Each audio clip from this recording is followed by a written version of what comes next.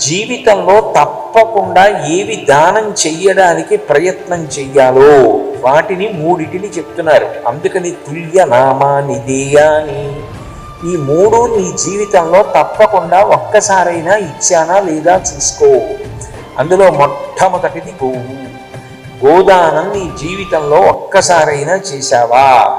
సంకల్పంతో శశాస్త్రీయంగా గోదానం చేసిన వాడవైతే నీ జీవుడు రక్షింపబడతాడు.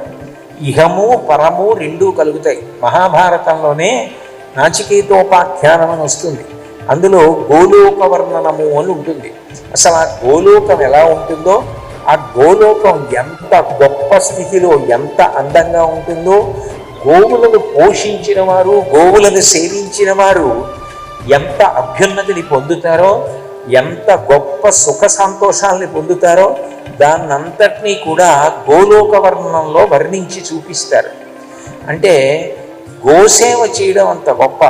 గోత్రం, గోత్రం అంటే మనందరి యొక్క పెద్దలు కూడా ఒకప్పుడు గోసేవ చేసి తామర తంపరగా సంతానాన్ని పొంది ఇంత పెద్ద వంశవృక్షం పెరిగి మన వరకు వచ్చింది. అంటే గోసేవ సంతానకారకము. గోసేవ చేస్తే లభించనిది లోకంలో ఉండదు. అందుకే ఏ పెద్ద కార్యం చెయ్యండి, గోవుని దానం చెయ్యండి అంటారు.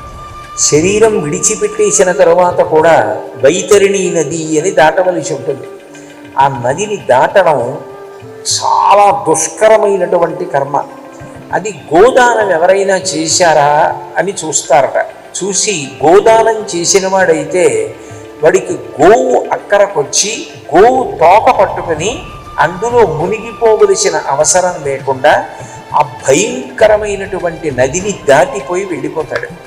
అంటే గోవు ఎంత రక్షించగలదు అంటే, శరీరము పతనమైపోయిన తరువాత జీవుణ్ణి కూడా కాపాడగలిగినది ఏది అంటే గోవు. ఆ గోదానం చేసినటువంటి వాడు అంత రక్షింపబడతాడు.